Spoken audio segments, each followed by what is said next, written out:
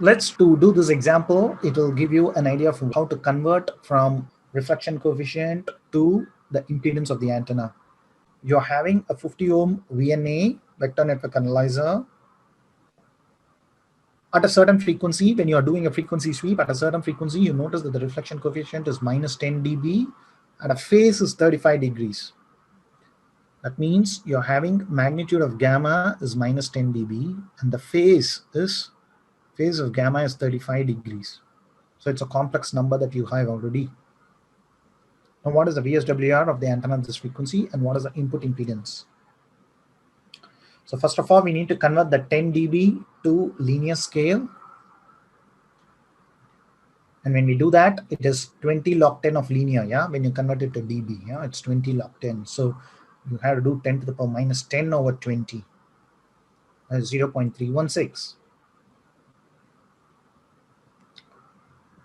This 0.316 tells you something that if you go back to the Smith chart that you have, if you take from the center point, you measure this distance with a ruler, you measure the distance with the ruler, then you go to the bottom half of the Smith chart here. From the center, if you were to find the reflection coefficient, find the same distance there. So what you see here is exactly will be 0.316, choosing the point 0.5 and the resistance is 0.5. So once we have this, we can find the VSWR, which is 1 plus gamma over 1 minus gamma, the magnitude of it, which is in linear, so that becomes 1.92. VSWR of 1 means it's a good match. Greater than 1 means there is some mismatch. Up to 1.92 is still tolerable because it's minus 10 dB. Yeah? So any VSWR less than approximately 2 is good, or magnitude of gamma less than minus 10 dB is good, is accepted, is considered to be good.